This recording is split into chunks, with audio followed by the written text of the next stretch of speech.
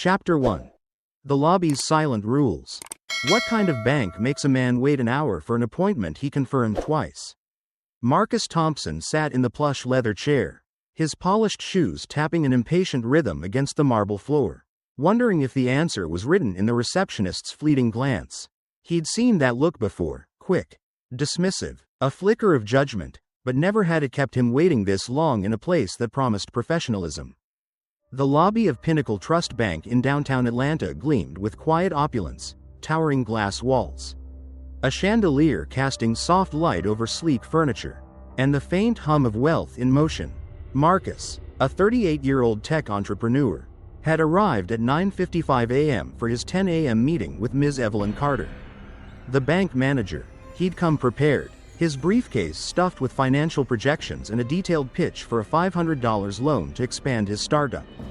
A company he'd built from late-night coding sessions in his childhood bedroom to a thriving operation employing 20 people. Dressed in a tailored navy suit, he exuded the confidence of a man who'd earned his place, yet here he was, still seated at 11 a.m., watching the clock tick past reason.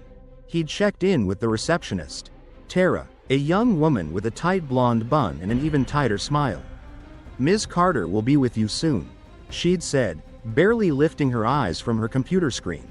Marcus nodded, took a seat, and waited. At first, he chalked it up to a busy morning. Banks were unpredictable, after all. But then he noticed the pattern. A man in a gray polo shirt strolled in at 10:15, exchanged a hearty, "Hey, Tara," with the receptionist, and vanished behind the frosted glass doors within minutes.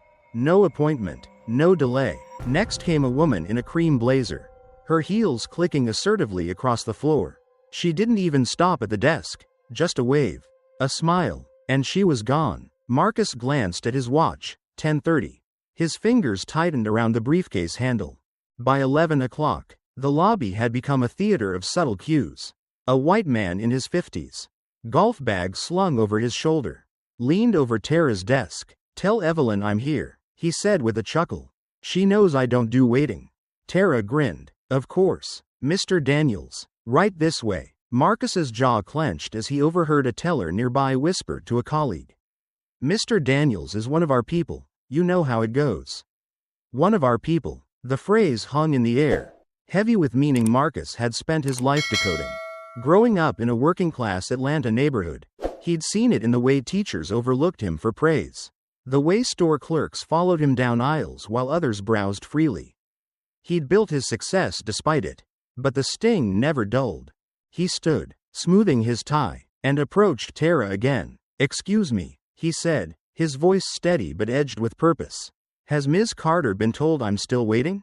Tara's fingers paused over her keyboard, her eyes flicking up briefly. "She knows," she replied flatly. "She'll be with you soon." That word, soon, dangled like a carrot, meaningless and patronizing. Marcus exhaled slowly, returning to his seat. He wasn't new to these games. The coded language, the unspoken rules that sorted people into who belonged and who didn't. He'd faced it before, clients assuming he was the assistant, not the CEO. Bankers raising eyebrows at his loan requests despite pristine credit. Patience had always been his weapon, but this was testing its limits. At 11:30, another client arrived. A woman in a navy dress, her expensive handbag swinging as she breezed past the desk. "Morning, Tara," she chirped. "Mrs. Lancaster," Tara replied warmly, standing to escort her personally. Marcus watched, his frustration simmering into something sharper. He'd confirmed his appointment twice, once by email, once by phone, yet here he was, invisible. He leaned back, replaying the morning in his mind. The man in the polo shirt, the woman with the handbag, Mr. Daniels, who didn't do waiting. Exceptions, they called them, exceptions for some, while others were left to prove their worth through silence. Marcus's thoughts drifted to a memory from years ago, a white client at a conference, shaking his hand with a surprised, "Oh, you're the founder?" The disbelief masked as a compliment. He'd smiled then, just as he sat calmly now. But inside, the slow burn of anger had begun to take hold. He checked his watch again, 11:35. 90 minutes. Enough. This wasn't about patience anymore, it was about principle. He rose, briefcase in hand, and started toward the frosted glass doors. Ignoring Tara's startled, "Sir, you can't." He wasn't waiting for permission. Not anymore. Chapter 2. The Office of Unspoken Truths.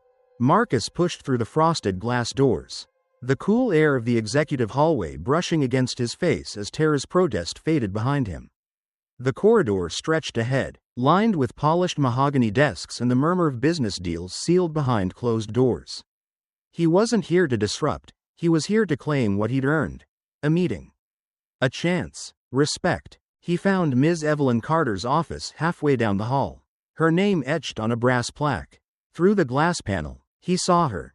A middle-aged white woman with sharp features.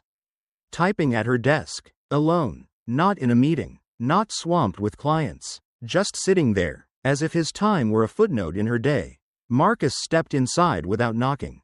And her head snapped up. Surprise flickering into irritation. "Mr. Thompson," she said, her tone clipped. "You should have waited to be called." "I did," Marcus replied evenly, meeting her gaze. "For an hour and a half." He set his briefcase on the chair and stood, hands clasped behind him, refusing to shrink under her stare. Ms. Carter shifted, flipping open a folder with a practiced smile that didn't reach her eyes. "I apologize for the delay," she said. "We've been extremely busy today."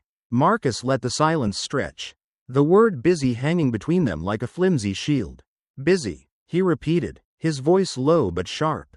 "Because I saw at least 6 people walk in after me and get taken right away. Some without appointments." Her expression didn't change, but her eyes flickered, a crack in her composure. "That wasn't intentional," she said quickly. "There must have been a miscommunication." Miscommunication. The perfect excuse. Vague enough to deflect, polished enough to sound sincere. Marcus didn't respond. He didn't need to. The weight of the morning sat heavy in the room. The golf-shirted man. The handbag woman. Mr. Daniels with his casual entitlement. He'd seen the bank's unspoken hierarchy play out in real time. And no amount of polite jargon could erase it. Ms. Carter's fingers hesitated over her keyboard, her discomfort growing. "Please, take a seat," she said, gesturing to the chair. Marcus sat, not because she'd asked, but because he'd chosen to. He opened his briefcase, pulling out his loan proposal, sliding it across the desk. "I'm here for a $500 loan," he said. "My company's financials are in there. Revenue's up 40% this year. I'd like to know why I'm still proving myself while others walk in and get a handshake." She faltered, glancing at the folder but not opening it. Before she could cobble together another excuse, the door swung open, and the room's air shifted. 3 men stepped in, their tailored suits exuding quiet authority. At their center was Jonathan Hayes, CEO of Pinnacle Trust Bank, his sharp eyes sweeping the office. They landed on Marcus, and his face broke into a grin. "Marcus Thompson," he said, his voice warm with recognition. "What the hell are you doing here?" Ms. Carter froze, the folder in front of her suddenly insignificant. Marcus stood, shaking Hayes's hand firmly. "Had an appointment," he said. "Been waiting." Hayes's grin faltered. "How long?" Marcus let the silence sit, then answered with calm precision. "An hour and a half." Hayes's jaw tightened, his gaze flicking to Ms. Carter. No excuses, no brush-offs, just a quiet realization of what had unfolded under his roof. "Step outside, Evelyn," he said, his voice steady but final. She stood, hands clenched, and left without a word, her heels clicking down the hall. Hayes turned back to Marcus, the warmth returning but tempered with something serious. "This isn't how we operate," he said. Marcus held his gaze. "Seems like it is." For a long moment, no one spoke. Then Hayes nodded, understanding the weight of those words. He picked up Marcus's proposal, flipping through it. "Tech startup, right? I saw you speak at the Innovate Atlanta conference. Impressive stuff." Marcus nodded, trying to take it to the next level.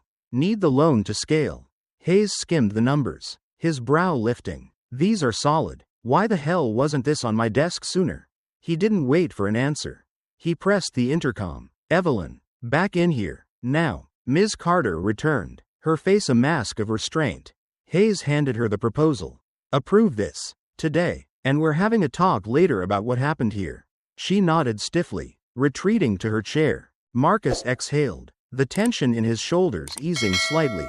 He'd walked in expecting a fight. But Hayes's presence had flipped the script. Still, the victory felt bittersweet. 90 minutes of waiting.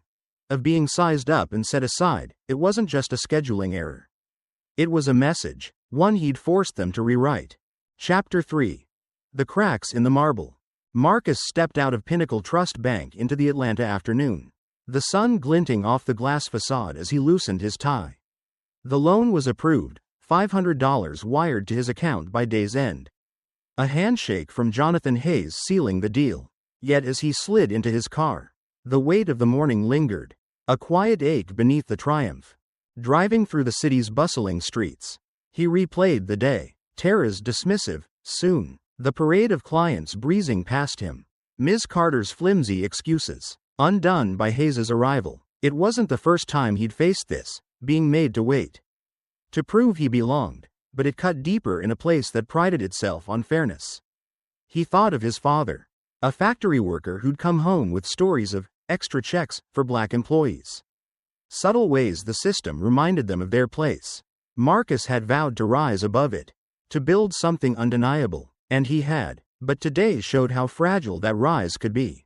Back in the office, Hayes had been decisive. After sending Ms. Carter to process the loan, he'd leaned against the desk, arms crossed. "I'm sorry you went through that," he'd said. "I'll look into it. This isn't the bank I want to run." Marcus appreciated the words, but he'd heard promises before, corporate platitudes that faded once the spotlight dimmed. Still, Hayes's tone carried weight. A sincerity Marcus wanted to believe. The CEO had stayed while Ms. Carter typed up the approval, her silence louder than any apology. When Marcus left, Hayes had clapped him on the shoulder. "Keep shaking things up, Thompson. We need more like you." Now, as he merged onto the highway, Marcus wondered what looking into it would mean. A memo? A training session? Or just a quiet word to Ms. Carter? A slap on the wrist that changed nothing? He pictured her behind that desk tomorrow, greeting Mr. Daniels with a smile, ushering Mrs. Lancaster through without a pause. The bank's marble lobby hid cracks, fractures of bias that ran deep. Polished over with professionalism, Marcus had forced one crack to the surface, but the foundation remained. He pulled into his driveway, the modest house a stark contrast to the bank's grandeur. Inside, his wife, Lena, greeted him with a raised brow. "Long day?" she asked. He set his briefcase down, nodding. "Got the loan. Took a fight, though." She listened as he recounted the story, her expression shifting from curiosity to quiet anger. 90 minutes, she muttered. "And they'd have kept you there all day if you hadn't walked in." Marcus shrugged. "Maybe," but Hayes stepped up. "That's something." Lena's eyes softened. "It's something. Yeah, but it shouldn't take a CEO to make them see you." She was right. Respect shouldn't be a favor, a rare gift bestowed by chance. It should be standard, baked into the system. Marcus sank into the couch, staring at the ceiling. He thought of his son, Jamal, asleep upstairs. At 10 years old, he was already asking why some kids got picked first for teams while he waited on the sidelines. Marcus had no easy answers then, and today hadn't given him any. He'd won this round, but the game was rigged, subtle, insidious, a constant push against invisible walls. Later that night, he sat at his desk, the loan approval email glowing on his screen. A small victory, hard-earned. His startup would grow, new hires, new projects, a chance to prove what he could do. But as he closed his laptop, his mind drifted back to the lobby, to the weight of that weight. It wasn't just about time. It was about being seen, valued, counted. He'd forced them to count him today. But how many others sat in silence, unnoticed? The next morning, his phone buzzed with a text from an unknown number. "Marcus. It's Jonathan Hayes. Meeting with staff today about yesterday. Change starts somewhere. Stay in touch." Marcus stared at the message, a flicker of hope stirring. Maybe Hayes meant it. Maybe this was a crack that wouldn't close so easily. He typed a quick reply. "Appreciate it. Let's see where it goes," and set the phone down. Outside, Atlanta hummed with life, a city of progress and shadows. Marcus stepped onto his porch, the air warm against his skin. He'd keep building, keep pushing, Not just for himself but for Jamal. For every kid who'd face those same sidelong glances. Respect wasn't a favor, it was a fight. And he'd won this round. Not by waiting, but by walking through the door.